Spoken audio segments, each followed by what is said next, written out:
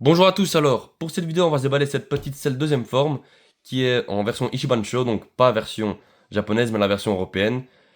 Pour la version japonaise c'était la Last One, donc elle était un petit peu plus rare, un petit peu plus chère. Celle-ci je l'ai eu aux alentours de 70 € qui maintenant est disponible un peu partout sur des sites de revente, des sites de revente français la plupart. Vous pouvez la retrouver également sur les sites US mais bon vous allez payer une taxe de douane donc inutile de l'acheter là-bas. Pour la version japonaise, elle est un petit peu plus chère, elle tourne aux alentours des 100 €, donc n'hésitez pas à prendre la Ichibancho, elle est identique, sauf que la boîte, vous aurez là, donc Ichibancho figure au lieu de Ichiban Kuji, donc autant se jeter sur la version européenne. Donc une fois sortie de sa boîte, comme souvent on a un plastique rigide qui protège très bien la boîte, très bien la figurine, excusez-moi. Donc on a la figurine en une seule pièce et le petit socle.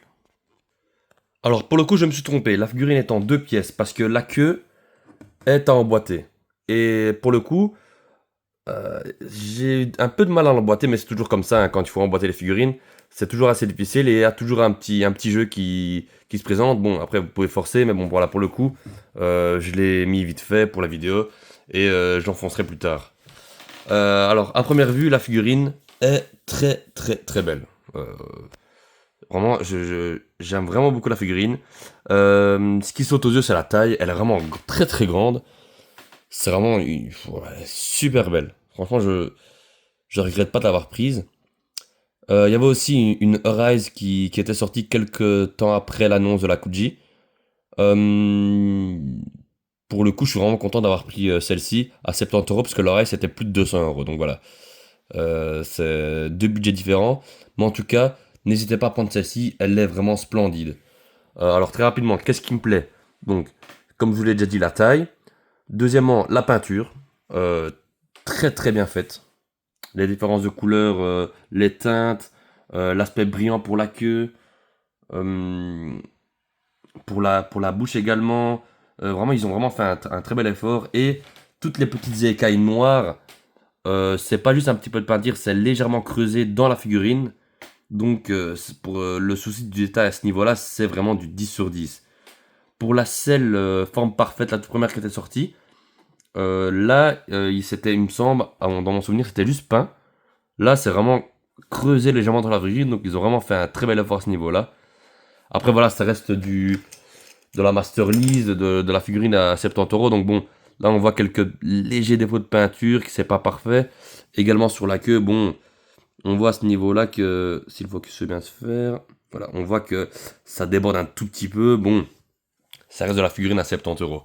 Moi, sinon, euh, c'est pour moi une figurine qui est parfaite, je vois pas de défaut. Donc comme je vous l'ai dit, la taille, la peinture, la modélisation aussi est très bien faite. On va un petit peu voir en détail tout. Donc le visage, les yeux, la bouche, très bien réalisé. Les bras, le corps, le torse, super. Voilà, franchement, je vois pas ce que je pourrais dire comme défaut. Les jambes, voilà, les pieds, génial. Si on tourne la figurine, donc comme je vous ai dit, la queue qui est un petit peu difficile à emboîter, on voit un petit peu le jeu, moi sinon, euh, ça voilà, c'est parfait. Par contre, obligé de mettre le socle, parce que sans le socle, la figurine tombe toute seule. Vous allez devoir le poser comme ça derrière, ça va supporter la queue. Un petit peu comme la selle première forme ou le freezer forme finale Master Lease. Non, non, Master Sarspice plutôt. Donc voilà, il y a des figurines où quand il y a une queue, ça va pas se mettre sur le pied, mais sur la queue. Donc là, c'est obligatoire de mettre le socle.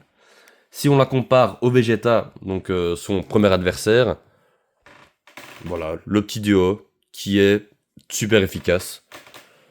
On va le mettre par ici, comme ceci. Ah, voilà, moi, petit défaut pour le coup, le bout de la queue est ondulé. Ah, c'est dommage.